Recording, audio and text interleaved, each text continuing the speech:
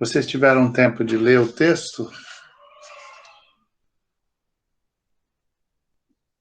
Tomara que tenham conseguido ler um pouco do texto. Então, Professor, eu comprei foi. a gramática que o senhor recomendou pra gente, do Ulisses Infante, curso Ah, de gramática aplicada. Eu comecei a ler a gramática. ah. E aí? É bem interessante os contextos, ele explica muito bem Assim, você comprou aquela com textos, né? A gramática Isso, aplicada ao texto. Ah. isso, exatamente. Baratinho, Ela é a bastante. primeira gramática visando essa uma questão assim semântico-sintática, né? A Uhum. primeira. Eu não sei se saíram novas versões ou se saíram gramáticas mais aperfeiçoadas, mas ela realmente é muito interessante, sim.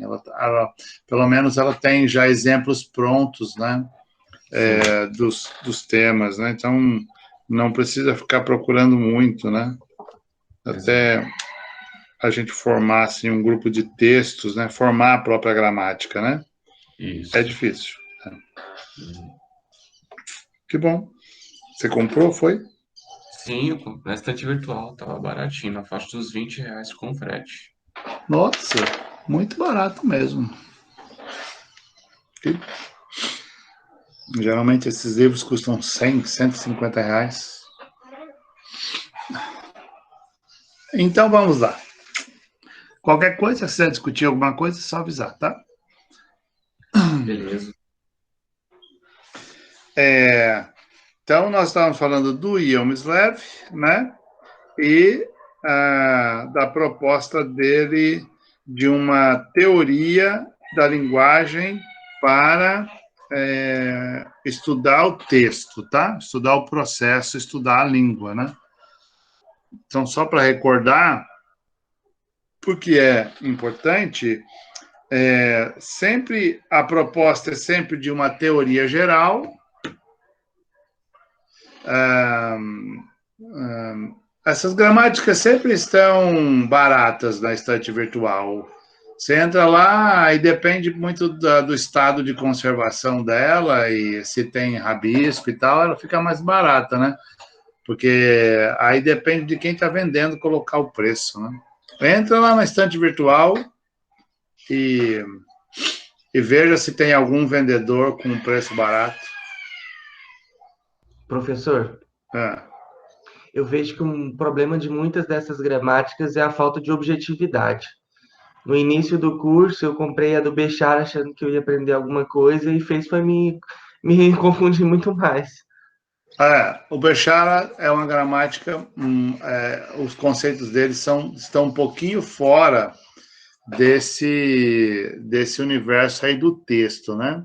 Qual é o interesse em olhar o Bechara? O Bechara é o único dos participantes da constituição da NGB que ainda está vivo, né? Ele tem 99 anos, já não fez 100, né? Então, é interessante, como pesquisa, ele acaba sendo fundamental, porque sobretudo as gramáticas dele até os anos 80 eram muito, muito afinadas com o texto da NGB, o texto inicial da NGB. Então, é por isso que é interessante, né? Mas eu confesso que eu não usaria a gramática dele. Eu tenho gramáticas dele aqui, eu sempre olho, né? Assim, para ver o que foi aperfeiçoado, até porque a gramática é uma teoria, tá, gente? Gramática é uma teoria, e sendo uma teoria, é, as pessoas fazem Deus do Pasquale, é verdade.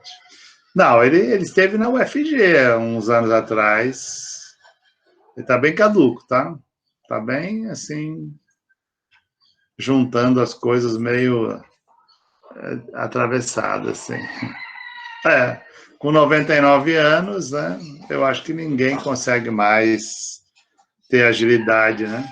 No pensamento, né? E ele escreveu um artigo para publicar num livro que foi organizado pela professora Vânia, e assim, não revisaram profundamente, eu acho, eu não sei. Mas eu encontrei pelo menos uns 10 erros de conceito no texto dele, assim. Então, não revisaram, né? Ou então não quiseram corrigir o texto porque era o dele e tal. Não sei. Pois é. Eu até acabei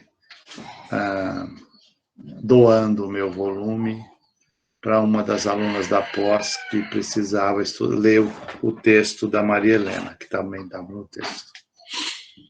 Bom, enfim. Uma gramática só não dá, tá, gente? Uma gramática só não dá. Vocês têm que ter pelo menos... Essa daí, Ulisses Infantes está muito na crista da onda, mas aí tem que acompanhar... Eu não sei como que está a doação de gramáticas nas editoras, né? Quando eu era professor de primeiro e segundo grau, todo ano eu ganhava pelo menos 3 gramáticas, ou pelo menos 3 grupos daqueles livros, né? 1, 2, 3, né? Do segundo grau. Então, eu tinha muito material de pesquisa, muito mesmo, né? Eu nunca ficava só numa gramática. Tinha uma que eu usava com os alunos em sala de aula, né? Que geralmente alguns compravam, ou que a escola comprava um grupo de volumes, lá uns 10 volumes, e que os alunos, que geralmente eu carregava comigo e dava para os alunos lerem na aula, né? Não sei se esses esquemas, mas o Estado de São Paulo tem uns esquemas assim que são diferentes, né? Então, talvez aqui exista, né, esse processo de doação de gramáticas, e se tiver esse processo, ele pode ser muito bom para vocês, né? E acumulando gramáticas. Mas eu não sei se existe, né, representações de editoras em Goiânia. Não sei se existe a sala de leitura da Ática, da Escipione, que são as grandes produtoras de gramática. Ainda. Ficava na Liberdade. Eu visitava, uma vez por semana eu visitava.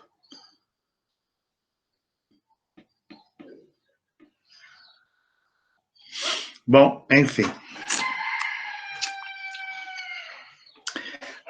Então, pensando lá no Yamsnev, vocês vão ter uma teoria geral, e essa teoria geral ela vai ser adaptada ao objeto que estiver sendo estudado e vai transformar numa teoria específica, certo? E eu quero que vocês mantenham em mente que, no nosso curso, a teoria geral que a gente adotou para ler os textos é a gramática normativa, e, é claro, cada vez que vocês forem ler um determinado texto, vocês vão ter que adaptar essa teoria geral àquele texto, né? De tal forma que vocês teriam, então, uma teoria específica para aquele texto. E isso vai funcionar em todos os níveis, né? Em todas as circunstâncias. Se vocês forem fazer pesquisa na pós-graduação, isso vai acontecer também, né? Vocês vão provavelmente se inserir num grupo de trabalho, numa linha de pesquisa de um professor, ele tem uma teoria geral e, a partir daí, você vai escrever um projeto adaptando a sua teoria geral ao objeto que você vai estudar, procurando os detalhes, e você vai ter que demonstrar a relação da teoria geral que você adotou a partir do orientador e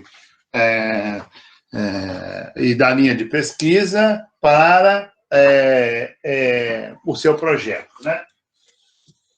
Eu oriento muito na área de semiótica, que é uma teoria bastante complexa, né? Eu já mostrei para vocês o semissimbolismo, então é uma teoria que tem muito material, como tem muito material da gramática normativa, e aí, na hora de escrever os projetos, é sempre uma escolha difícil, o que é que vai ser aplicado, né, e qual...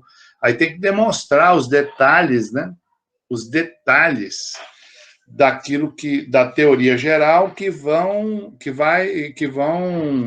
ser adaptados ao objeto, tá?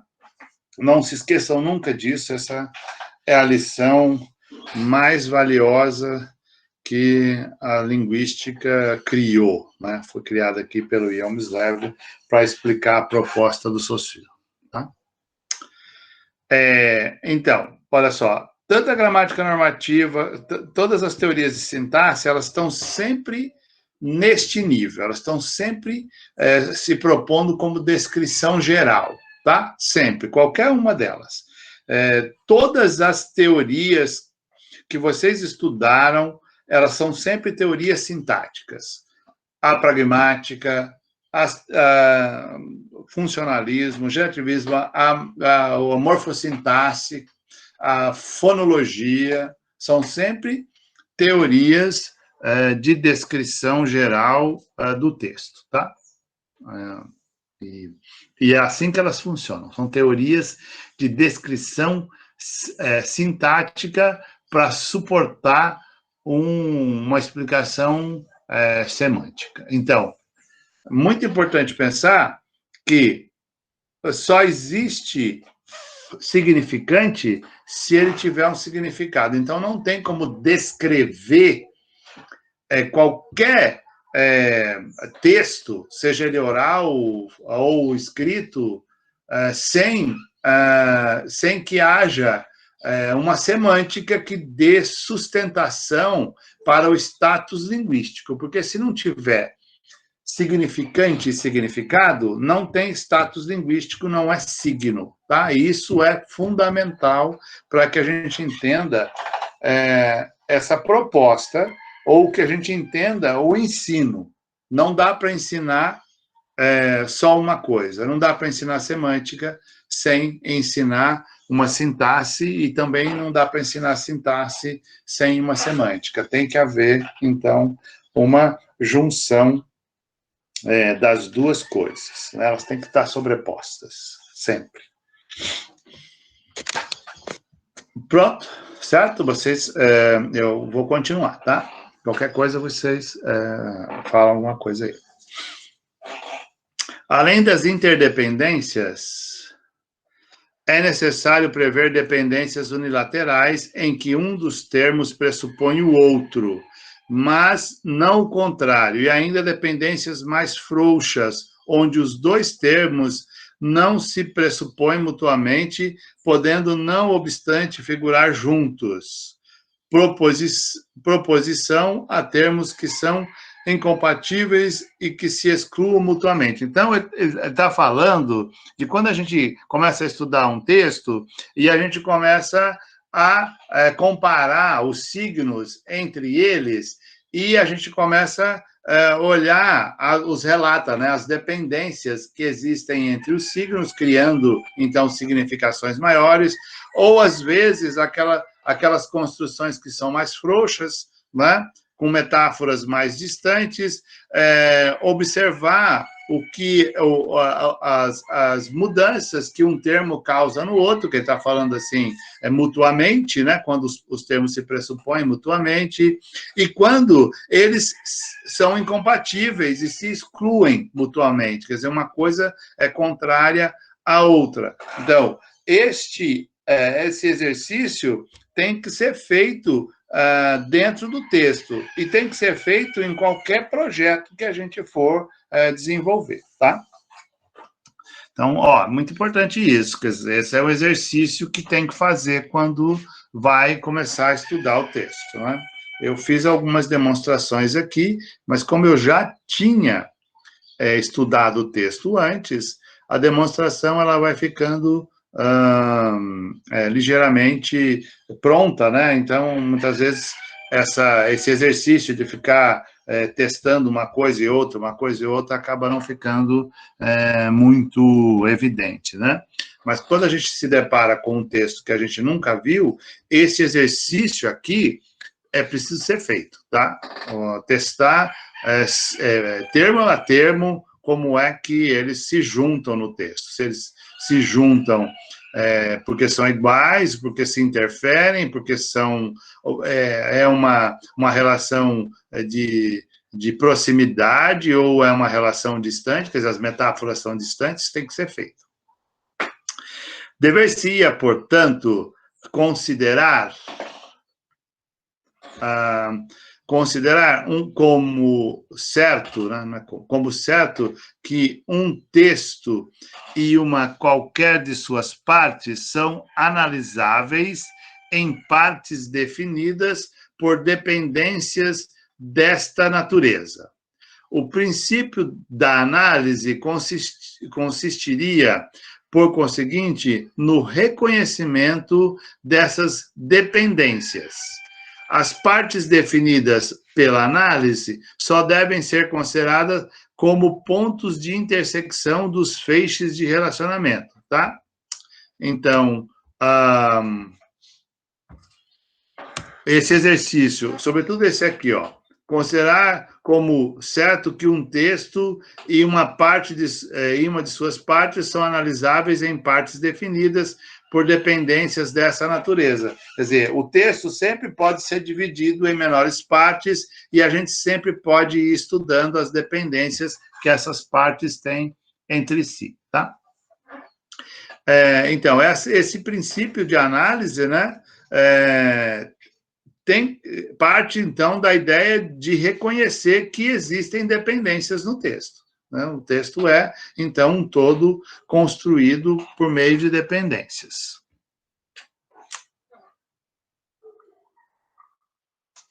Pronto, o capítulo 9. Agora o capítulo 10, tá? A análise consiste, tá? O capítulo 10 vai falar especificamente da análise. A análise consiste, portanto, efetivamente, no registro de certas dependências ou certos relacionamentos entre termos, né? Então, o que é fazer a análise? É ir observando, né, que ele está chamando de registro, né? Observando as relações entre as partes do texto, né? Entre os termos, entre as orações, entre os parágrafos, né? Entre as partes do texto, né? Então, entre termos que, conforme o uso consagrado, chamaremos de partes do texto, e que existem exatamente em virtude desses relacionamentos e unicamente em virtude deles. Quer dizer, as partes do texto, elas só estão lá porque elas se relacionam entre si, né? Por obrigatoriedade. Então, o texto sempre vai trazer partes que se relacionam. Então, isso é um dado que se pressupõe. E, então, que ele chamou de uso consagrado. Então, essas partes do texto devem ser testadas nos seus relacionamentos para que se possa, então, entender a semântica que brota desses relacionamentos. Então, aí, é claro, a totalidade das partes é o texto, quer dizer, o texto é a totalidade das partes. Muito importante de se saber é que o texto não é a soma das partes isoladas, mas sim o produto das relações entre as partes. Então, a análise, como ele disse, é o registro das dependências, certo? Ou os relacionamentos entre os termos. É isso que é a análise, né?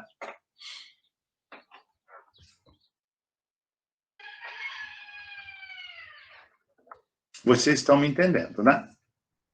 Estão me ouvindo também. Sim. Sim. A análise, em sua definição formal, será, portanto, a descrição de um objeto através das dependências homogêneas de outros objetos em relação ao primeiro e das dependências entre eles reciprocamente. Então, os objetos, né, que estão dentro do texto são os signos, os termos. Então, a análise será a descrição, né, será a descrição de um objeto ou dos vários objetos, né?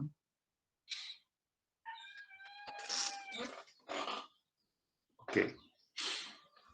Então, alguém chamou? Não, né?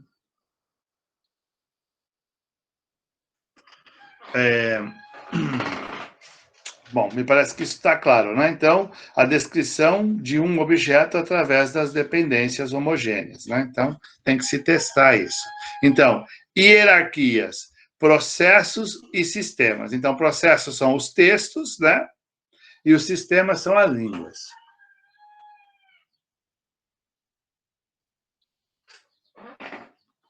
Ok, tudo bem, Penélope. Depois você pega o início da aula.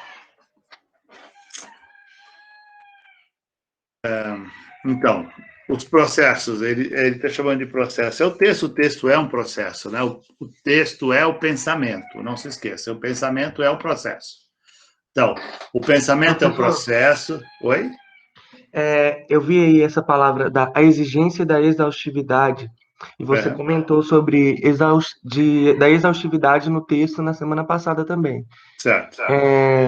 Essa exaustividade do texto tem que acontecer, por exemplo, linha a linha, ou só em aspectos do texto que a gente quer destacar para poder fazer uma análise? Como que é Então, feita essa exaustividade, o que ele está chamando de exaustividade é a satisfação, né? A satisfação da análise por quem está analisando. Então, você pode fazer um exercício linha a linha, termo a termo, ou testar todas as relações, e no final você vai ter uma análise.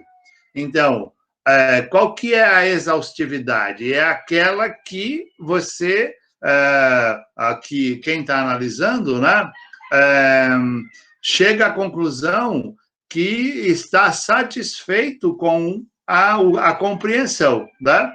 Porque enquanto isso não acontecer, é porque a exaustividade não aconteceu, né? Então, nós temos que ir até a exaustividade. A exaustividade é a satisfação com relação à compreensão do texto, né? É isso.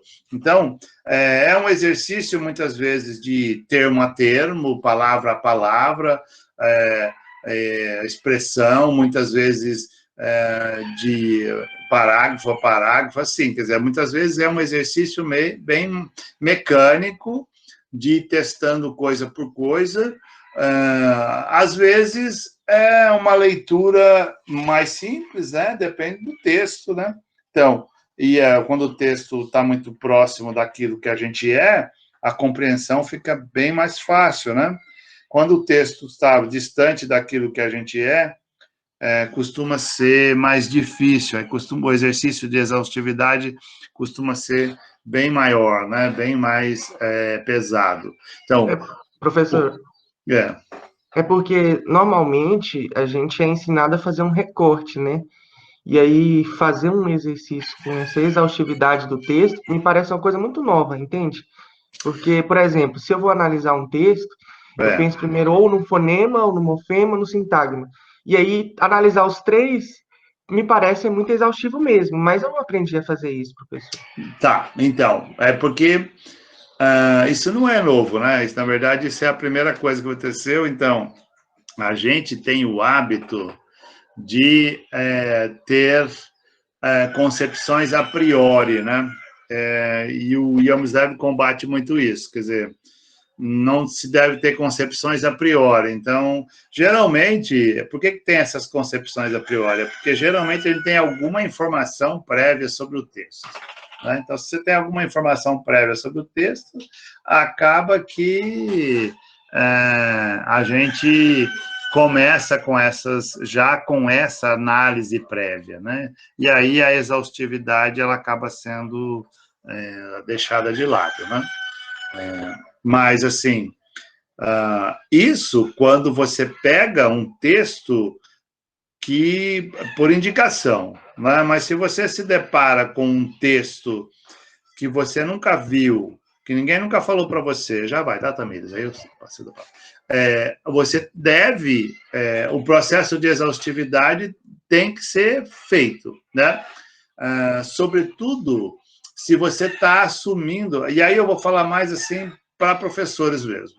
Como a gente não tem a possibilidade de entrar em sala de aula com um texto sem que ele esteja exaustivamente esmiuçado, a exaustividade deve ser executada, tá? Então, uma vez que você faz essa análise, você tem a possibilidade de escolher um perfil. Qual é o aspecto que a gente vai analisar? Geralmente, quando a gente vai fazer um projeto sobre algum texto, no projeto a gente já coloca o conhecimento que já tem sobre o texto, né? A gente já faz, por isso que a gente indica o recorte, porque a gente já tem que demonstrar que conhece o texto. Você não pode fazer um projeto a partir de algo que você nunca viu, que você nunca estudou, né? Geralmente, isso é rejeitado. Sim, Tamires? Professor, a respeito dessa exaustividade, o senhor está falando na preparação do texto, não em sala, né? Porque a gente já tem que chegar em sala, tendo feito essa análise exaustiva, mas não trabalhando essa análise com os alunos. Os alunos geralmente geralmente a gente não trabalha o processo com os alunos, né? É isso que nós acabamos de discutir agora, né? Foi com quem foi que eu estava falando? Eu me esqueci. Eu, professor Pablo? O Pablo, então. Geralmente, é isso que o Pablo estava falando. Geralmente a gente pega um texto já com uma indicação, né? É assim que os professores fazem, já levam o exercício pronto, né? Para agilizar e para facilitar a compreensão, mas eu nem sempre fazia isso quando eu era professor. Eu levava isso muito a sério, essa questão da exaustividade. Frequentemente, eu desafiava os alunos a fazer aquilo que eu desafiei a vocês, que vocês escolheram um texto que vocês, teoricamente, nunca estudaram, né? Preferência a isso. E aí eu estou propondo que vocês façam o exercício da exaustividade, né? Aí nós adotamos uma teoria geral, e essa teoria geral vocês devem aplicar ao objeto e vocês devem encontrar a teoria específica, porque eu não quero saber o processo de exaustividade, eu quero a síntese, né? Vocês vão me passar a síntese pronta, né? Então, aí vocês já vão dizer, já vão me mostrar aquilo que é fundamental para compreender o texto, né? Vocês não vão ficar me mostrando todos os exercícios que vocês fizeram para chegar àquela conclusão, né? Então, este exercício ele é muito importante de se aprender. Então, frequentemente, os professores fazem isso, eles chegam sobretudo em literatura, né? Que você não tem tempo de ficar lendo romances e romances e romances, né? Às vezes, nem mesmo poemas é possível fazer, né? Então, acaba que chega com uma leitura pronta e muitas vezes assim, muito sutil, muito direta, né? Mas tem que fazer, tem que deixar os alunos aprenderem a fazer isso, né? Para que eles possam ser independentes depois, né? Porque só aprender um conteúdo e não ser capaz de dar continuidade a ele é muito complicado. Nesse sentido, ter muitos alunos em sala de aula, ter muitas aulas é muito ruim no ensino, né? Na aula passada, o senhor tinha comentado que, num caso excepcional, assim, que às vezes acontece da gente ser obrigado a trabalhar um texto que a gente não está preparado, né? Eu me lembrei que eu já fui submetida a isso. Era Dia da Mulher, ou Dia das Mães, não lembro, e a secretaria queria que eu trabalhasse um texto que eu nunca tinha lido. Aí, o senhor sugere alguma estratégia nesse caso? O senhor tinha falado de construir análise com os alunos. No caso, não seria essa análise exaustiva, então seria de que forma?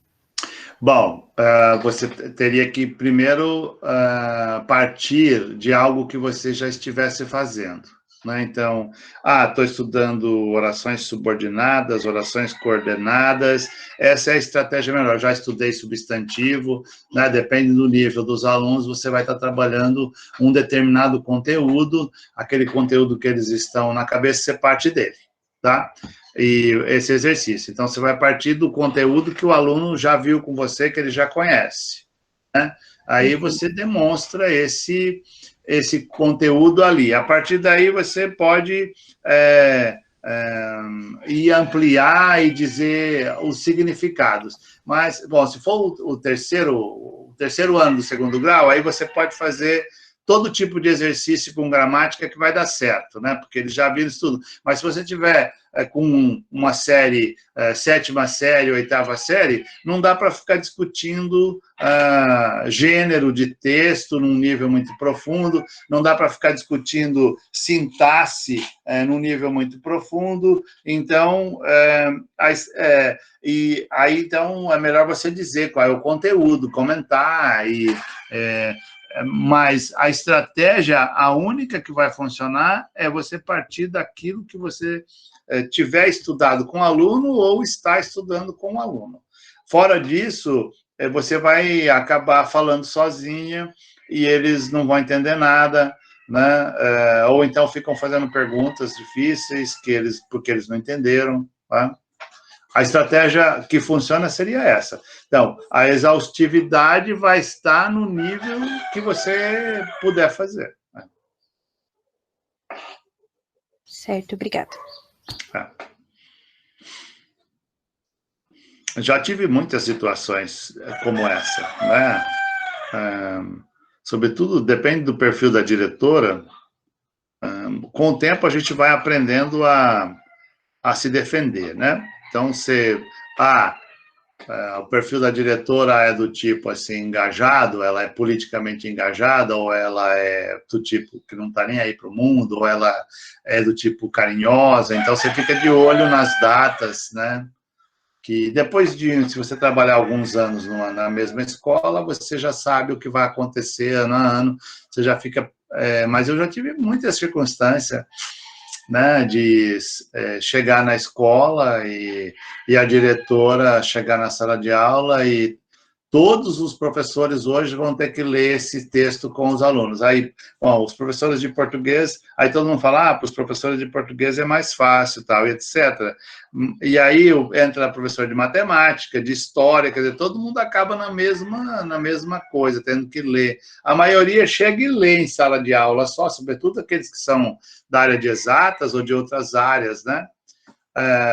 Os de histórias começam com uma discussão política e assim por diante. Agora, o professor de português costuma ficar mesmo na descrição do texto, né? Isso acontece demais, sobretudo em escola particular, né? Que você não tem muita independência para inventar coisas nessas circunstâncias, né? Era esse o caso mesmo, escola particular. Eu imaginei. Porque na escola pública, para sair fora da programação, é preciso ter uma orientação da secretaria ou da delegacia de ensino. E nas particulares, eles fazem o que eles querem. Muitas vezes o professor é contratado para dar uma aula e ele chega lá e ele já tem a programação da aula, o texto que ele vai ter que trabalhar, assim, pronto. Chega e dão para ele. Né? Geralmente isso é muito desrespeitoso, mas se pagar bem, que mal tem. Né? Então, vamos em frente. A primeira tarefa da análise consiste em efetuar uma divisão do texto, tá? Então, nós estávamos falando isso, né? A divisão do texto tem que estar baseada em premissas. Bom, eu estou trabalhando com a oitava série, o assunto é substantivo, eu vou partir disso. Estou trabalhando com o segundo colegial, né? Nem esse nome mais se usa. E lá a gente está estudando morfologia, nós estamos estudando formação de palavras, eu vou partir disso. Quer dizer, ou eu estou estudando um texto porque eu quero, então eu vou partir do extremo, do maior, então eu vou ler o texto, depois eu vou olhar parágrafo por parágrafo e depois eu vou, de acordo com o meu interesse, encontrando, né? É sempre muito mais fácil pegar o todo e ir pegando partes cada vez menores, né? Do que fazer o contrário, né? Pegar de partes menores e ir até o todo, né? Vai depender muito da relação com o texto, né? Você começa a ler e aí você já tem uma ideia boa do conteúdo, já conseguiu encontrar os disparadores de isotopia, né? Aquelas palavras que são chaves, né? que deixam a gente já com uma noção do que vai acontecer no texto. Aí, então, a partir daí, você se desenvolve, né? Mas nem sempre isso acontece. É muito comum a gente se deparar com um texto e ler e não conseguir entender nada, ou entender alguma coisa muito superficial, e aí ter que fazer esse exercício mesmo, de ir dividindo do maior para o menor no limite máximo que for necessário. Aí ele vai dizer bem isso, ó. O texto é uma cadeia e todas as partes, preposições, palavras, sílabas, etc., também são cadeias, né? Com exceção das partes irredutíveis que não podem ser submetidas à análise. A parte irredutível que não dá é abaixo do fonema. Até o nível do fonema dá para fazer divisão e fazer análise. Quer dizer, os níveis da análise linguística. Então, o fonemático, o morfemático, o sigmático, o oracional, o frasal, né? Que para compor o texto, né? A exigência de exaustividade impede que se fique apenas numa simples divisão do texto, mas as partes que ela discerne deverão ser, por sua vez, divididas e assim por diante até o esgotamento da divisão, tá? É esse exercício mesmo. E a divisão, ela não é você pegar uma caneta e ir passando barras entre as partes, mas, sim, é uma divisão semântica, né? Você tem que ir encontrando as relações entre as partes e ir dividindo as partes de acordo com os sentidos que elas constroem. Tá? Vocês me entenderam? Uhum. Tá, ok. A análise exaustiva do texto tem, então, a forma de um procedimento que se compõe de uma divisão continuada e de um complexo de divisões no qual cada operação consiste em uma simples divisão mínima, tá?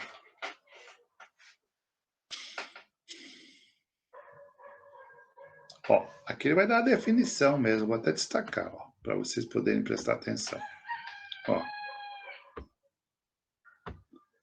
A análise exaustiva do texto tem, então, a forma de um procedimento, então é um procedimento, que se compõe de uma divisão continuada, né? Então a gente começa a dividir, continua dividindo, ou de um complexo de divisões, né? Então, isso vai formar, então você vai dividindo, forma um complexo de divisões, no qual cada operação consiste em uma simples divisão mínima. Então, é sempre um nível mínimo, a divisão mínima, e talvez essa divisão mínima ainda permita outras divisões. Divisões. Cada divisão levada até o fim e pressuposta por outras divisões e ou pressupõe, por sua vez, outras divisões. Tá? Acabei de falar isso. Então, muitas vezes a gente acha que alcançou o nível mais profundo das divisões e a gente deixa o texto lá descansando, né? E depois, quando a gente volta, a gente percebe que ainda é possível dividir ainda mais, alcançar outros níveis, tá? Como professores, a gente sempre vai ficar atento ao ao conteúdo que está sendo estudado. Então, ou se a gente acontece isso, né? Que nós falamos, de a gente chegar e pegar um texto que nunca viu, então você geralmente, pelo menos 2 minutos, 3 minutos antes, né? Nunca dá um texto já você em sala de aula. Às vezes acontece, mas assim mesmo você tem uns minutos para ler. E aí você faz na memória, recorda o que é que você trabalhou, o que é que você está trabalhando para começar a partir daí, né? Começar a partir desse tema, né? Se você não tem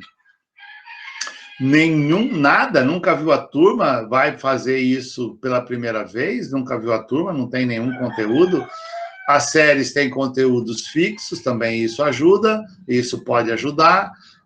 Mas a atitude mais geral é ler o texto inteiro, né? E aí depois, conforme vai lendo com a turma, vai já observando um conteúdo que possa interessar a eles e depois parte dessa divisão, mostrando essa divisão, o conteúdo que interessa a eles e vai até, se der para dividir outras, conforme você vai lendo essa divisão que interessa a eles, você já vai encontrando outras divisões que são importantes. Geralmente os alunos ajudam, porque eles começam a fazer perguntas, né? Então, essa interação, se acontece, ela é muito boa, porque aí a divisão acontece automaticamente. Então, a estratégia que eu daria para vocês seria essa, tá? Geralmente comigo sempre funciona. Não é incomum eu ir para a sala de aula com textos que eu nunca vi, eu faço de propósito, eu escolho o texto, mas assim, no nível da universidade dá, tá? Porque vocês são capazes de compreender mudanças no pensamento do professor. No segundo grau, eu não diria para vocês fazerem isso, nunca, né? Já leva pronto, porque os alunos não têm competência moral ainda para entender que o professor pode mudar de opinião no meio do processo, né? Mas na universidade eu não me preocupo com isso, né?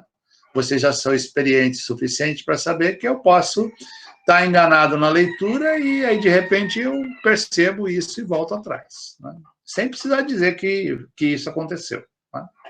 Então, também tem esse lado que tem que ser considerado. Então, cada divisão levada até o fim e pressuposta por outras divisões ou pressupõe, por sua vez, outras divisões. Um procedimento pode, então, consistir ou em análise e ser uma dedução, ou então, pelo contrário, consistir em síntese e ser uma indução. Então, o procedimento, então, pode consistir em análise, né? E ser uma dedução. Tá? Então, você vai lendo e vai deduzindo. É isso que eu falei. É a melhor estratégia quando você não conhece o texto. Vai deduzindo. Ou, ao contrário, né? Parte já da síntese, né? Que é o que geralmente acontece em aula, a gente mostra a síntese, né? Porque já fez a análise. E aí vai induzindo o aluno a compreender o texto, né? Esses são os dois processos.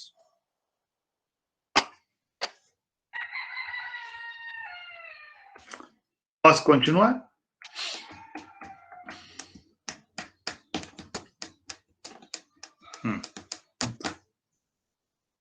O capítulo 11 vai falar justamente das dependências, né? Das relações entre as partes.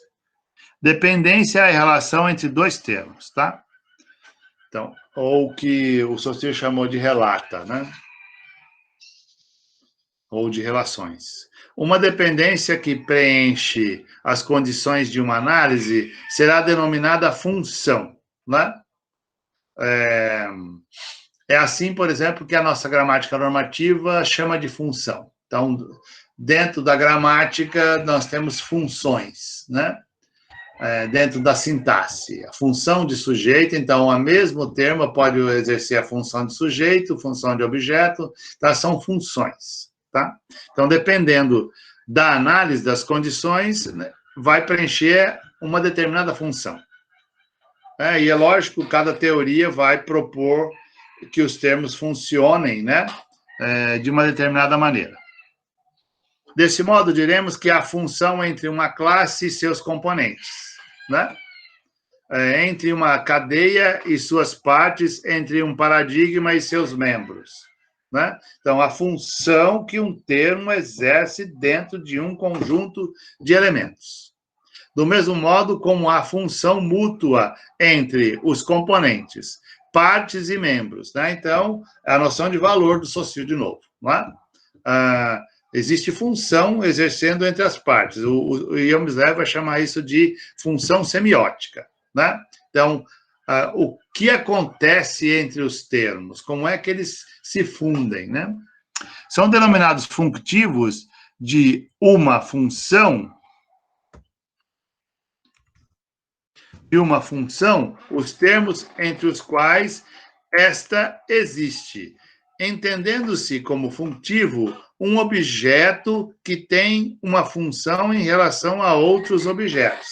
Então, ele está falando de termos mesmo, então, objeto signo. Então, nós costumamos dizer que existe sempre um disparador de isotopia. Esse objeto, esse termo, ele é um funtivo para juntar todos os outros termos do texto, né? E a partir dele você vai construir um paradigma ou vai construir um conjunto de relações que cria um campo semântico, que cria uma significação para o texto, tá?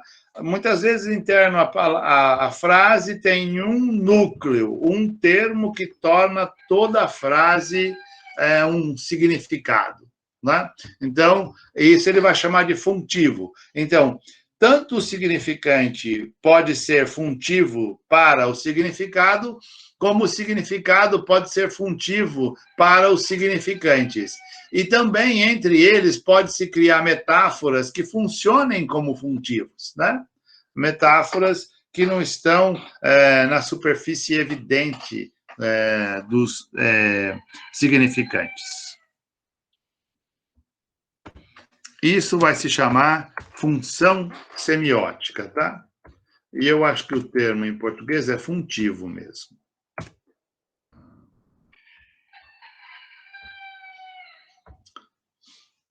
Estou esperando vocês pensarem um pouco.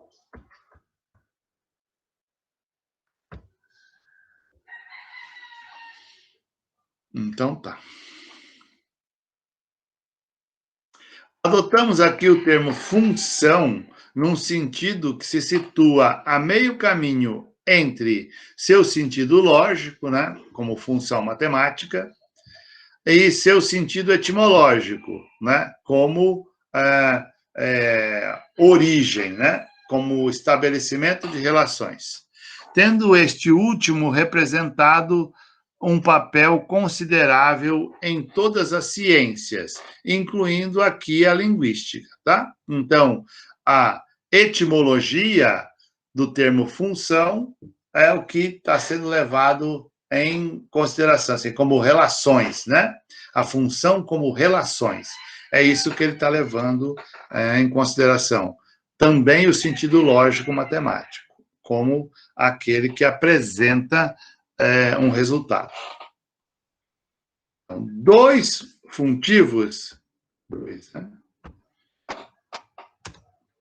dois funtivos que contraem uma reciprocidade, diz-se que são recíprocos, e dos que contraem uma coesão, coesivos, né? Então, às vezes os termos são, um explica o outro, aí ele está chamando que são recíprocos, mas aí são termos que ele está usando, né? Na gramática normativa, a gente usa outros termos, né? Então, eles estão em relação, ou eles, um é um núcleo e o outro é a explicação, né? Na gramática normativa, nós usamos outra terminologia, né, para explicar as relações entre os termos, né? Ele está usando essa terminologia aí da época que ele fez o texto, tá? Nesta medida que se pode dizer que todos os funtivos da língua entram ao mesmo tempo num processo e num sistema, que eles contraem ao mesmo tempo a relação de conjunção ou de coexistência e a de disjunção, de alternância. Então, ao mesmo tempo, os termos são juntos, né? Então, eles estão juntos, então um explica o outro. Ao mesmo tempo, um nega o outro. Então, a conjunção e a disjunção, tá? Então, isso acontece. Então, ao mesmo tempo, num texto, nós temos a conjunção, quer dizer, aquilo que o texto afirma, mas todas as vezes que nós afirmamos uma coisa, automaticamente nós negamos a outra. Vocês me entenderam? Se a gente afirma uma coisa, a gente nega a outra, né? Não dá para ter uma opinião no meio termo. Quem fica em cima do muro geralmente é ignorado, né? Então, ou é uma coisa ou é outra, né? E quando a gente escolhe uma direção, então o texto sempre escolhe uma direção, a enunciação sempre escolhe uma direção, né? O Bakhtin vai chamar isso de ideologia. A enunciação sempre vai estar defendendo uma determinada ideologia. Se ela defende aquela, ela nega o oposto, automaticamente. Isso é uma função do texto, né? Dar essa instrução. Então, o texto cria uma relação de conjunção e automaticamente cria uma relação de disjunção, tá?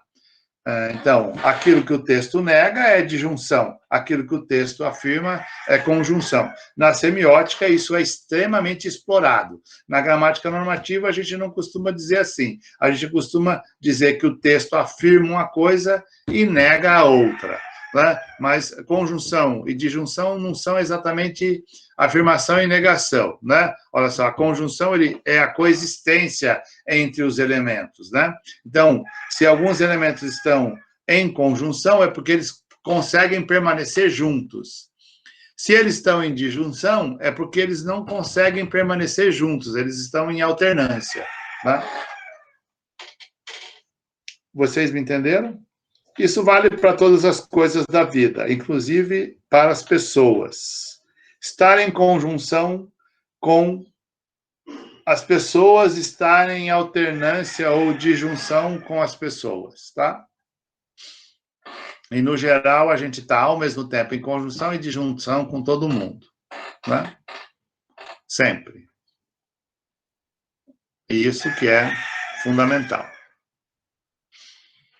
Por correlação, entenderemos, portanto, a função ou, e por relação, a função e, tá?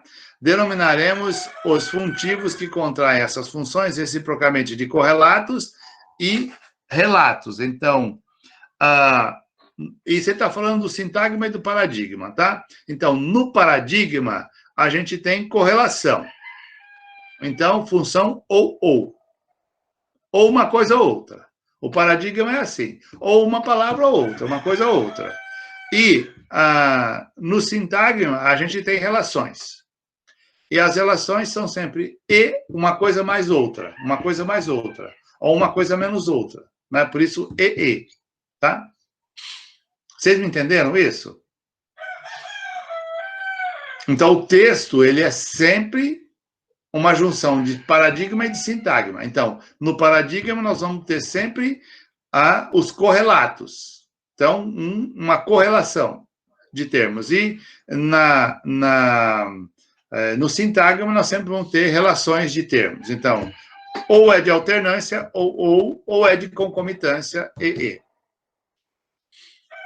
A partir dessa colocação, podemos definir um sistema como uma hierarquia de correlacional e um processo como uma hierarquia relacional. Então, o sistema, então a língua, é uma hierarquia de correlações, de paradigmas.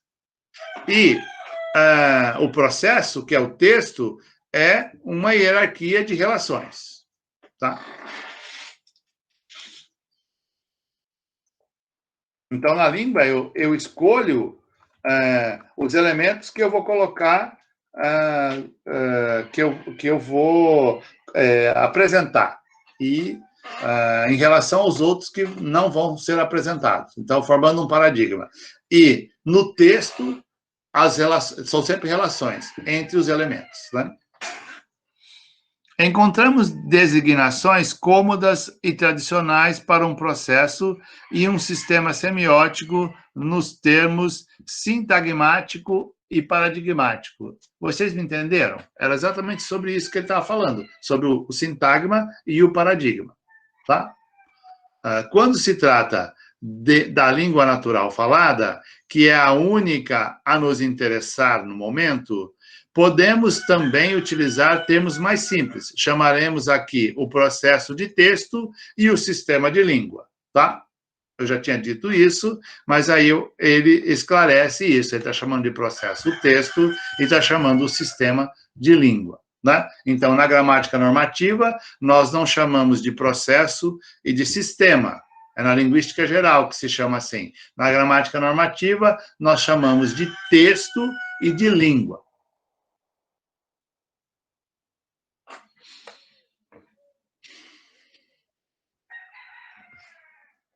Um processo é o sistema subentendido contrai uma... E o sistema subentendido... Não, E o sistema subentendido contrai uma função mútua que, conforme o ponto de vista adotado, pode ser considerada como uma relação ou como uma correlação. Tá? Então, a relação entre o texto e a língua pode ser ou paradigmática ou sintagmática, né? Então, vai depender do exame que você faz do texto, né? Um exame aprofundado dessa função mostra facilmente que é uma determinação cujo sistema é a constante. O processo determina o sistema. Ó, interessantíssimo isso, né? Interessantíssimo isso. Porque o sistema é uma determinação, e o sistema atua como uma determinante, então opressiva, tá? O sistema é os recursos linguísticos e a cultura. Então, ele é a constante. Então, a gente pega um texto para ler, o que a gente está procurando é a língua e a cultura, né? Você vai procurar os elementos sintáticos, morfológicos e fonológicos, que a gente chama de língua, né?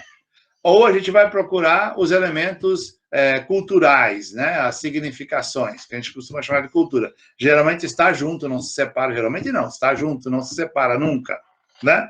Então, o processo determina o sistema, porque a gente só sabe o que é o sistema quando a gente consegue ler o processo, né? Então, é o processo que determina o sistema. Que o sistema, ele é uma obrigação para o processo, para se construir o processo. Para ler o processo, é preciso, então, o processo vai determinar o sistema. Quer dizer, quando a gente lê o processo, a gente descobre o sistema, né?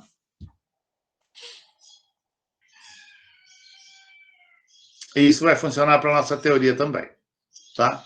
Então, quando a gente lê o texto, a gente descobre qual foi o processo, qual foi os recursos, né, do sistema, da língua que foram atualizados no processo, né? E, ao ler o processo, a gente acaba tendo uma noção, ou acaba tendo uma concretização, né, dos recursos da língua que foram atualizados ali.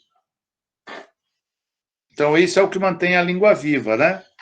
Os textos mantêm a língua em funcionamento, porque mantém ela atualizada a todo momento, a partir do momento que ele determina o sistema. O importante é que a existência de um sistema seja uma condição necessária para a existência de um processo, tá? Então, se a gente não sabe a língua, não tem como construir texto. Então, se existe o texto, é porque existe uma língua por trás. O texto tem muitos erros, este é um problema. Quer dizer, não é que a língua que a pessoa fala esteja errada, mas ela desconhece as regras de escrita, tá? Então, a língua de escrita está defeituosa. Este é um detalhe, tá? Na fala, se a pessoa comete desvios, tem que se testar para saber se o estrangeiro comete erros, o nativo não comete. Então, se o nativo usou, é porque está coerente com o sistema. Tá?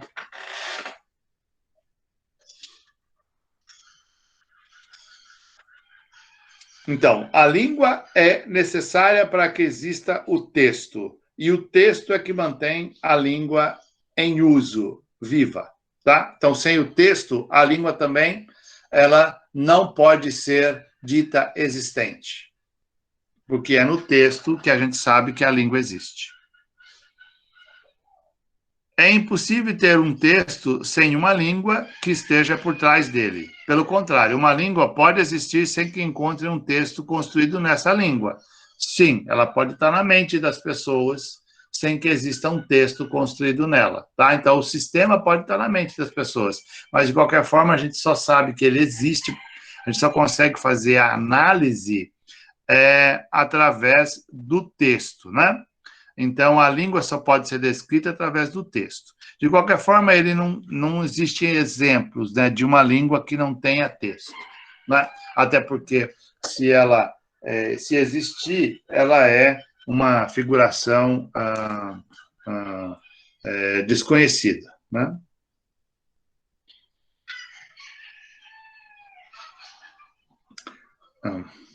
Certo?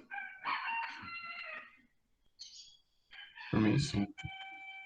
Então, tá. Capítulo 12. Diremos provisoriamente que uma frase pode ser composta de uma única proposição e uma proposição de uma única palavra. Tá, isso vocês já sabem muitas. Uma frase pode ter um único fonema. Né? Se você me pergunta alguma coisa, eu falo é um único fonema, que é uma oração, que é um signo, é uma oração e é um texto inteiro, né? Então, provisoriamente, uma frase pode ser composta de uma única proposição e uma proposição de uma única palavra, tá? Fonemas. Em todas as línguas, o número deste é tão pequeno que pode ser escrito com 2 algarismos. Em muitas línguas, esse número chega mesmo a baixar da casa dos 20. O português, a gente costuma dizer que tem 31 fonemas, né? E aí tem os 2, 33, né? Porque a gente conta as semivogais também como marcas fonológicas, né? Distintivas. Eles são especiais porque, às vezes, eles podem ser suprimidos. Né? Mas aí existem línguas que podem baixar de 20. Isso é verdade. Né? Então, ele vai começar... No capítulo 12, ele vai mostrar os níveis de análise. Tá? Então, o fonema, tá? Um signo funciona. Designa, significa, opondo-se a um não signo. Um signo é portador de uma significação. Isso não funciona linguisticamente, tá? Então, o signo, ele não é portador de uma significação. Ele é portador, então, de um processo de relação, né? A significação se constrói no texto. Então, porque ele nega a existência do signo. Eu concordo com ele. O signo, como está descrito, não existe, né? O signo, ele é significante e significado na mente de quem lê o texto. Então, a priori, ele não é significante e significado. Todo signo se define de modo relativo e não absoluto, isto é, unicamente pelo lugar que ocupa no contexto. Tá? Então, é o contexto que vai decidir o que o signo é. Ele não tem uma significação a priori. Isoladamente, signo algum tem significação, tá? Então, qualquer palavra jogada, um signo nunca está isolado, né? Se eu, mesmo que a gente queira colocar uma palavra destacada, diferente das outras, fora de contexto, ela sempre vai estar no contexto, porque ela sempre vai ter o conjunto das relações. Porque se eu fizer isso, eu vou fazer isso diante de alguém, então já tem um contexto, né? Porque é entre mim e com quem eu estou falando. Então, sempre vai ter um contexto. Então, o signo isolado, ele não existe, não seria possível, né? Se ele for possível, ele, como disse Yom Mislev, ele não tem significação alguma. Na verdade, ele não seria nem signo, né? Toda significação de signo nasce de um contexto. Quer entendamos por isso um contexto de situação, como eu disse, né, entre duas pessoas, ou um contexto explícito, um texto mesmo escrito, e que venha dar no mesmo, um contexto situacional entre duas pessoas, ou um contexto escrito, é a mesma coisa, é o contexto. O contexto pode estar escrito ou pode ser uma situação. De qualquer forma, o signo sempre vai estar dentro de um contexto, sempre, né? Então, o contexto é entendido como texto mesmo, como relações entre seres e entre objetos, né, signos, outros signos. Está claro para vocês, gente? Isso é importante porque quando a gente lê texto, a gente sempre tem que estar consciente disso, né? Qual é a relação situacional, né, que se estabelece entre a enunciação, entre as enunciações, e o contexto do texto mesmo, as relações entre os objetos presentes no mesmo texto. Posso continuar? Também sim. Então tá. Agora nós vamos para o capítulo 13, que é aquele em que ele explica claramente o que é uma proposta semântica, né? Que eu já mostrei muitas vezes, que é aquele quadrado que eu inventei lá, né, para poder facilitar a explicação, tá? Então, vamos lá. O signo é um todo formado por uma expressão e um conteúdo, tá? É isso. O signo é um todo formado por uma expressão e um conteúdo.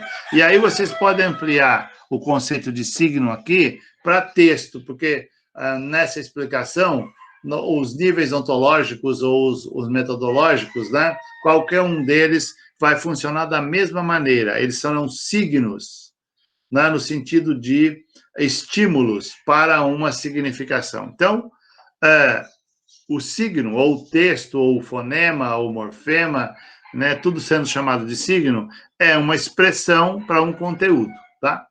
Então, é um estímulo para uma resposta, para um conteúdo. A função semiótica situada entre duas grandezas. Então, o que é a função semiótica? É a possibilidade de que o pensamento tem e que ele exerce de fazer um sentido expressado ou uma expressão de voz, ou um conjunto de letras, né? Alcançar um conteúdo. É o pensamento que faz essa função, que junta uma coisa a outra, tá? Então, não está dado na expressão o conteúdo. O conteúdo é dado para a expressão pelo pensamento. Por isso que nenhuma expressão tem um conteúdo prévio. Tem um conteúdo que o pensamento que tiver entrando em contato com ela vai dar. Tá? Essa é a função semiótica. Ela se coloca, então, entre o texto, que é estímulo, que é sensação, e a memória, né? Então, o que ele está chamando de expressão e conteúdo. A expressão como o significante que é sensação, né, no corpo físico, na audição, no caso da fala, e o conteúdo que é a memória. Então, é o pensamento que vai fazer, que vai juntar uma coisa com a outra, que vai fazer, então, a função semiótica. Tá? Então, a semiose é é a colocação em paradigma do estímulo, né? Que o Saussure chamou de significante, e a resposta, né? Da memória, que o Saussure chamou de significado. Tá? E que o Yomslev está chamando de expressão e conteúdo. Vocês me entenderam?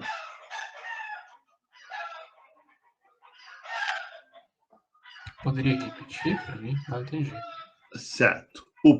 Então, o texto tem um significado prévio? Não, nesse sentido não, né? Não, não tem. Não tem. O sentido vai ser dado pelo pensamento. Né? Esse é o pensamento, é a memória. Por isso que o texto, quem faz o texto é quem lê o texto. Na hora de ler, eu transformo o texto. Né? Então, não tem um conteúdo prévio. Quando a gente escreve o texto, né, a gente também, a enunciação, ao escrever, a gente tenta marcar o máximo possível o caminho a ser seguido. Mas depende do leitor ser capaz de encontrar esses caminhos. Não é muito incomum a gente se deparar, ler um texto e não conseguir fazer esse caminho, né? A deficiência está no texto? Não está na enunciação? Não está em você também? Não está. Existe uma impossibilidade do exercício da função semiótica que pode ser corrigido. Aos poucos, a gente vai corrigindo a função semiótica dentro de um texto, com o exercício, então, com a exaustividade, né? Vai dividindo o texto e vai encontrando as relações, vai estabelecendo as funções. Então, conforme vai dividindo o texto, vai alcançando a exaustividade. Chega uma hora que alcança a exaustividade, ou pelo menos uma exaustividade satisfatória. Ah, sim, entendi isso. Mas então quer dizer que o texto em si não tem significado como ele é, então. Só pode ser ter significado a partir de uma outra coisa, só pode ter uma validação de outra, seja pelo contexto social ou por nosso pensamento. Então. Exatamente. Assim. Ele vai ter sempre um significado dentro de um contexto. Senão, não é possível. E o contexto pode ser a memória, enquanto processo virtual, né? Então, o valor do texto vai ser o da leitura, ou ele pode ser um objeto concreto no ambiente social, né? E aí ele tem um certo valor, né?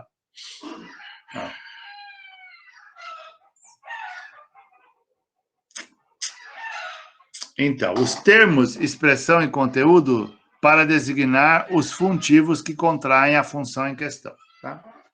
Então, usando esses termos, Saussure usou significante e significado para dizer o que é importante. Tá? Também há solidariedade entre a função semiótica e os dois funtivos, expressão e conteúdo. Tá? Então, é um todo solidário, né? Porque isso acontece na mente, então a função que a junção que eu dou para a expressão e o conteúdo o conteúdo também faz essa função em relação à expressão e a expressão também faz a relação em relação ao conteúdo, né? Então, há um todo, né, que funciona em conjunto, né? Isso está lá no Saussure explicado, que todo significante tem um significado, né? E isso é a condição para ser linguística, né? Para ter status linguístico. Não poderá haver função semiótica sem a presença simultânea dos dois funtivos, né? Expressão e conteúdo, significante e significado. Do mesmo modo como nenhuma expressão e seu conteúdo, nem o conteúdo e sua expressão poderão existir sem a função semiótica que os une. Então, o que transforma uma expressão em signo, ou seja, que coloca um conteúdo para uma expressão, é justamente é o pensamento, né? A função semiótica, que é a de juntar as duas coisas.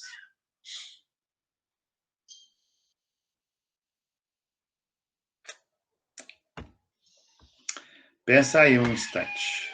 Eu vou fazer aqui a coleta.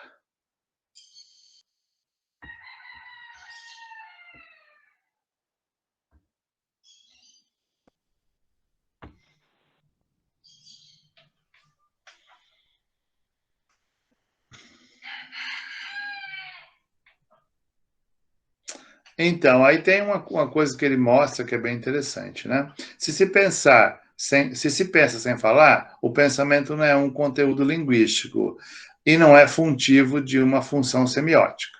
Então, né?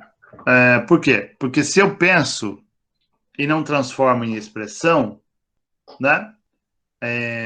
Não houve o funtivo, porque eu não fiz a divisão dos elementos do pensamento para transformá-lo em texto, tá? Então, eu estou pensando, muitas vezes a gente está pensando e não está formando palavras, né? Está pensando, né? É como se fosse um exercício amorfo, né? Não sei se vocês fazem isso. A gente pensa, a gente não transforma em texto, né? Quando a gente transforma em texto, aí sim. Se deixasse na análise do texto de considerar a função semiótica, não se poderia delimitar os signos e não se poderia proceder uma descrição exaustiva do texto, tá?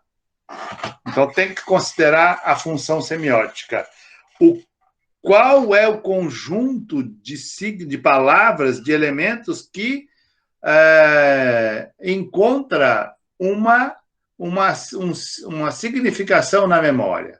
Então, muitas vezes é um único fonema, às vezes é uma frase inteira, quer dizer, como é que o significado, o conteúdo vai se manifestar na expressão. E aí depende, então, da função semiótica, é o pensamento que vai juntar as duas coisas, né?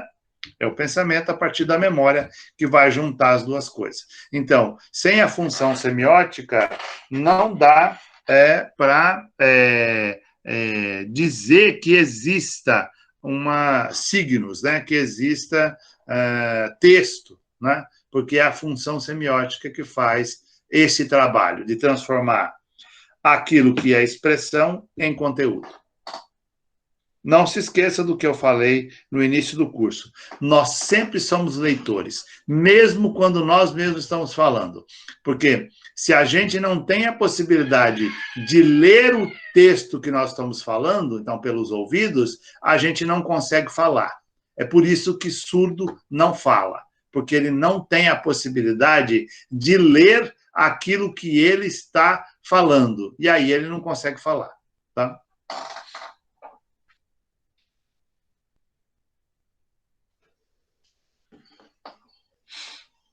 Para falar, ele tem que fazer uso de outros recursos.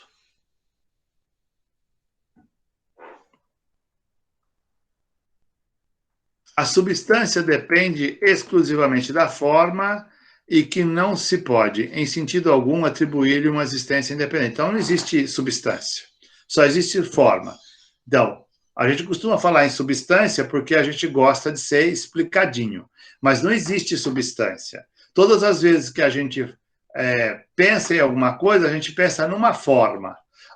Então vamos lá. A madeira é a substância para se fazer uma porta. Não, a madeira, se a gente pensa em madeira, a gente vai pensar numa forma. Ou na árvore em pé, ou num tronco redondo, mas de qualquer forma é sempre uma forma, que vai resultar em outra forma, né? Então a substância, ela não existe, né? Eu acho muito engraçado aquelas estátuas que tem ali no pátio da Faculdade de Letras, porque dizem que a mulher gostosa é a substância e a mulher toda destruída, né, toda bagulhada, é a forma. Ao contrário, né, são duas formas. Uma de uma mulher dentro dos padrões de beleza que se pressupõe, e uma outra que as pessoas não conseguem nem mesmo identificar que é uma mulher, né?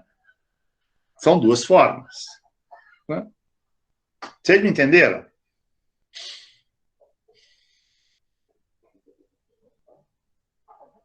Eu entendi. Vocês se lembraram das estátuas que tem no pátio? É muito engraçado aquilo lá, né? Os alunos das outras faculdades, sobretudo os machistas, né, os mais abusados, costumam dizer que a que chamam de substância é a mocinha quando entra na faculdade e a outra é quando ela se forma. Uma coisa assim horrorosa, apavorante, né? Mas fazer o quê? A língua do povo é a do capeta, né? E não a de Deus.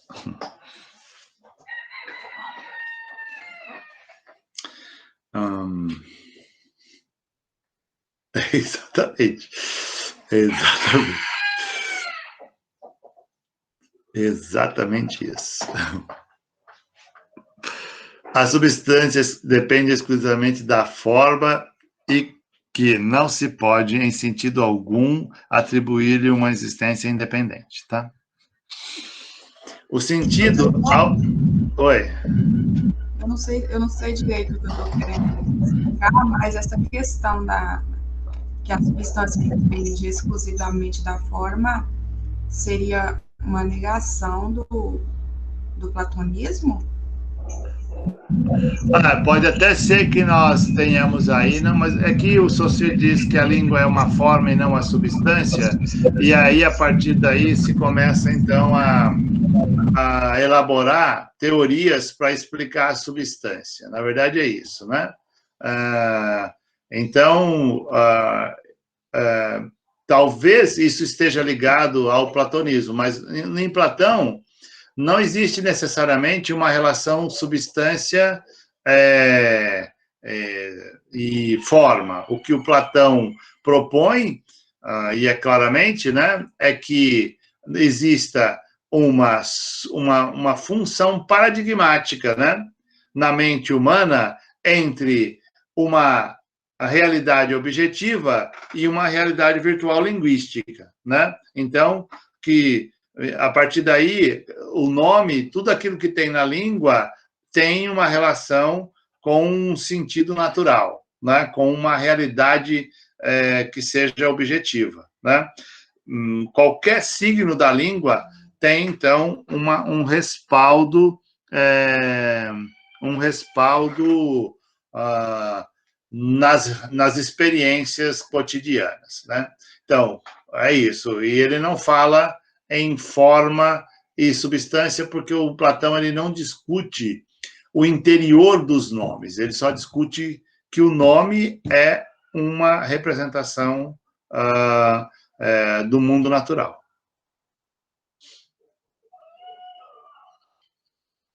Você ouviu, né? Tenho certeza que o pessoal fala mesmo isso. E os alunos, às vezes, falam para mim isso, em sala de aula, né? Ninguém falou aqui, mas eu tenho certeza que vocês já comentaram entre vocês, né? Nunca foi a voz de Deus. A voz do povo nunca foi a voz de Deus. Quem falou isso foi um político, e justamente um político, né? Que disse isso. Adoro enganar, se aproveitar.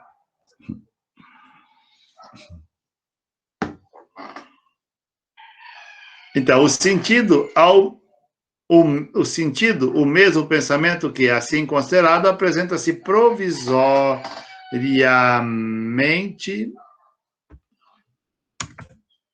provisoriamente como uma massa amorfa. Tá? O sentido é uma massa amorfa. O pensamento é uma massa amorfa. Né? A memória é uma massa amorfa. Então, só existe o que tem forma. Então, para o pensamento, só existe o que tem forma. É por isso que as substâncias não existem. Nenhuma substância existe.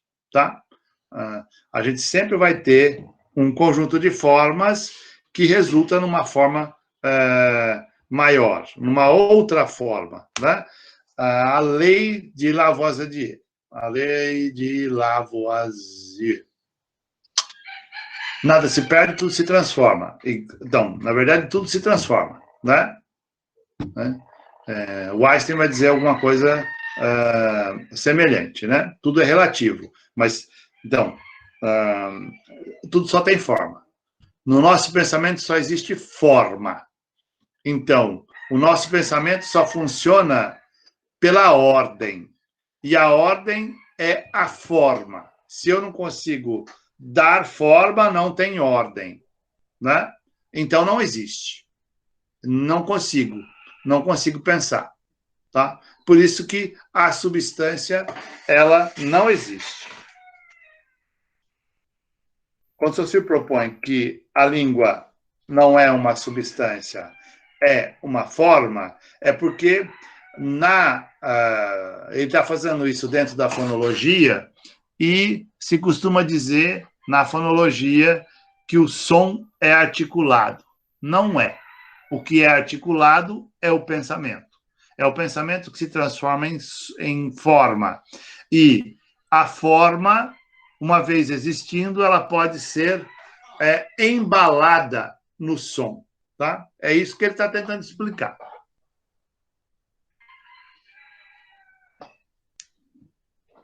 Por isso que ele diz que a língua não é uma forma, mas não é uma substância, mas é uma forma.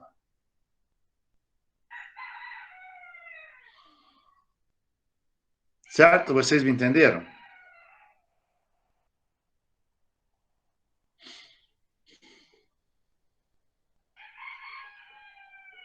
Não fiquem repetindo aí que a voz do povo é a voz de Deus, não. É horrível.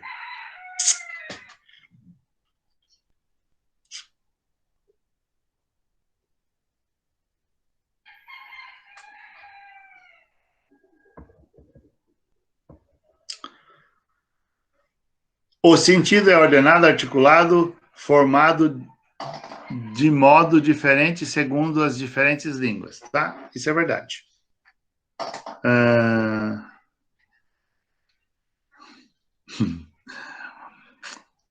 Tudo certo, então? Cada língua é um ponto de vista, como disse o Humboldt.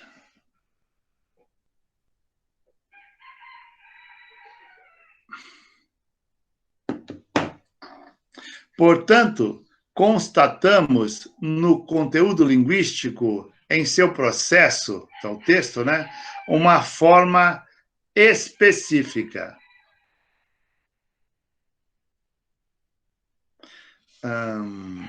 A forma do conteúdo, que é independente do sentido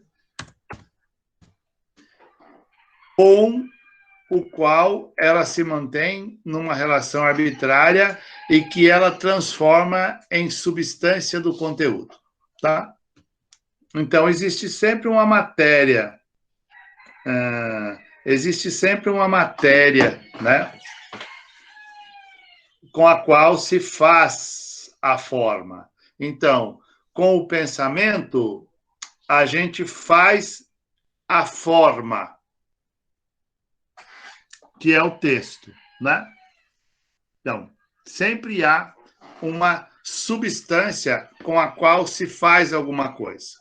Só que a gente só sabe dessa substância quando a gente tem a forma.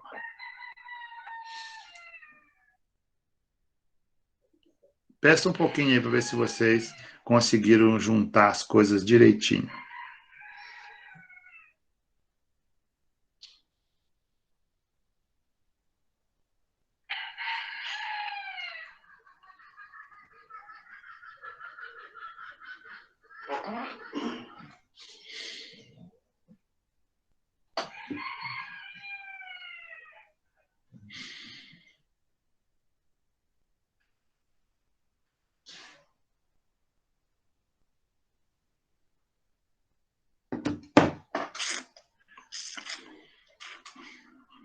Vou continuar, tá?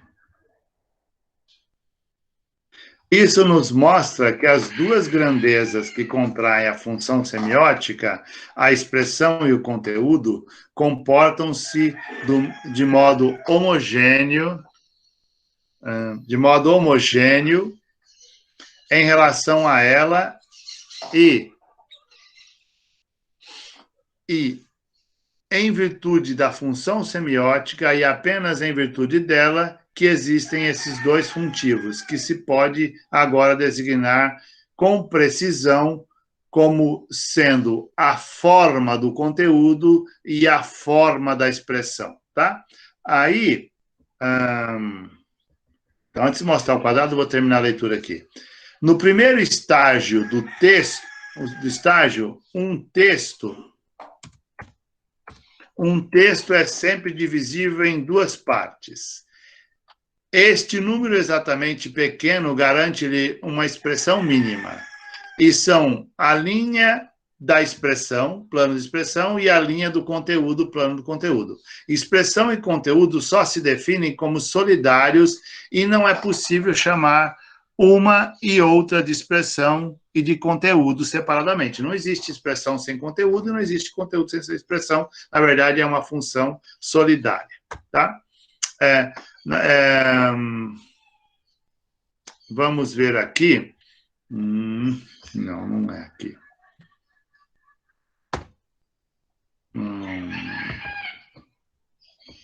Vou mostrar de novo aquele quadro que eu fiz para vocês se recordarem disso, né? Então, nós temos como forma, como substância, então, como subjacente aquilo que nós identificamos como texto. Então, a substância seria o pensamento, né, o processo, e a articulação de visão, né? É isso que está dado como substância, né?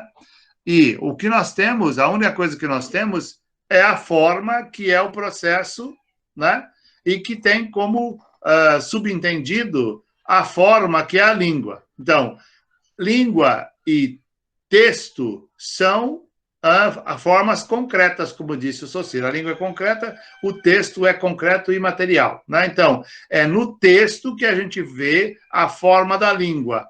Não é possível identificar a substância. A gente só identifica a substância se a gente, então, decidir que o texto apresenta tal pensamento. Então, isso é por meio da análise que a gente faz isso. É por isso que o discurso, que é o pensamento, a gente só sabe que ele existe porque a gente analisa o texto, que é a forma.